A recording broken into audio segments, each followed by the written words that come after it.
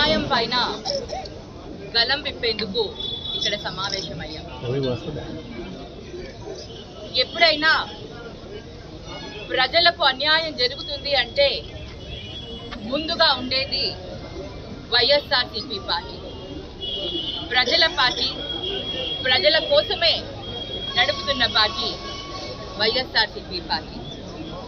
గతంలో ప్రభుత్వంలో ఉన్నప్పుడు కూడా ప్రజల మంచి చెడులు తెలుసుకొని వారికి కావలసిన అవసరాలను అందిస్తూ అభివృద్ధి పదంలో ముందుకు తీసుకెళ్లిన వ్యక్తి మన నాయకుడు శ్రీ వైఎస్ జగన్మోహన్ రెడ్డి గారు. మరి ఇవాళ చూస్తే కూటమి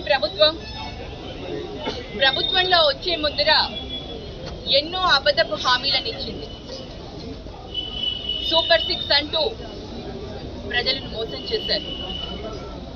ముఖ్యంగా మన ప్రభుత్వంలో ఉన్నప్పుడు విద్యుత్ ఛార్జీలను పెంచుతున్నామని మన పైన ఎన్నో అబద్ధపు ఆరోపణలు వేశారు.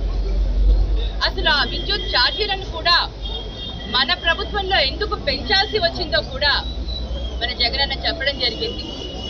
ఆయన ఆ రోజు ఏదైతే అప్పు చేసి విద్యుత్ని ఏ విధంగా కొనుగోలు చేసి ఆ దాటిని కట్టకుండా ఆ భారాన్ని మన ప్రభుత్వం మీద వేశారు.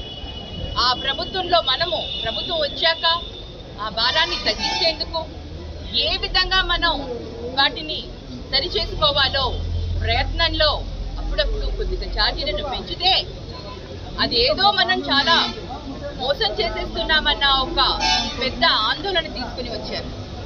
ప్రతి మీటింగ్ లో అది పులివెందుల కానివ్వండి, కడప కానివ్వండి, మహానాడు కానివ్వండి, ఎలక్షన్స్ ముందు ఉన్న మీటింగ్లలో కూడా ప్రతి ఒక్క మీటింగ్ లో చంద్రబాబు నాయుడు గారు ఒకటే చెప్పారు, నేను ప్రభుత్వంలో వస్తే విద్యుత్ ఛార్జీలను పెంచను,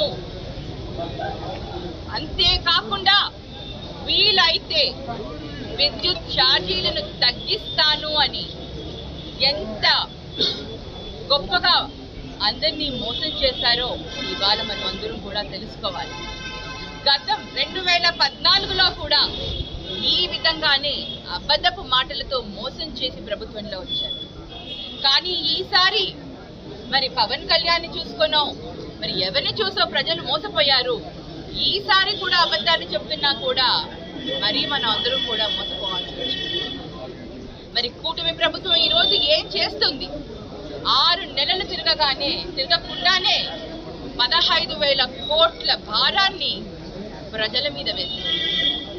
అంతేకాకుండా విద్యుత్ ఛార్జీలతో బాధుడే కాకుండా మరి ఏదైతే ఎస్సీ/ఎస్టీలకు కనీసమైన 200 యూనిట్ల ఉచిత విద్యుత్ని అందించాలో దానిని కూడా పట్టించుకుంటలేదు. మరి రైతులకి విద్యుత్ని కానివ్వండి, ఇంటికి కావలసిన కనీసం విద్యుత్ లేదే ఈ రోజు ఏ పని కాదు. అటువంటిది ప్రతిదీ కూడా ఆయన ఈ విధంగా పెంచుకుంటూ పోతూ మరి మేనిఫెస్టోని ఒక భగవద్గీతగా భావించే మన పార్టీ ఎక్కడ ప్రజలను మోసం చేసేదానికి ఒక మేనిఫెస్టోని తయారు చేసుకొని పబ్లిక్ లోకి ప్రజల్లోకి వచ్చి ఓటు వేయగానే ఆ మేనిఫెస్టోని చెత్తపుట్టలో వేసే మరి కూటమి ప్రభుత్వం ఎక్కడో ఈ రోజు మన అందరం కూడా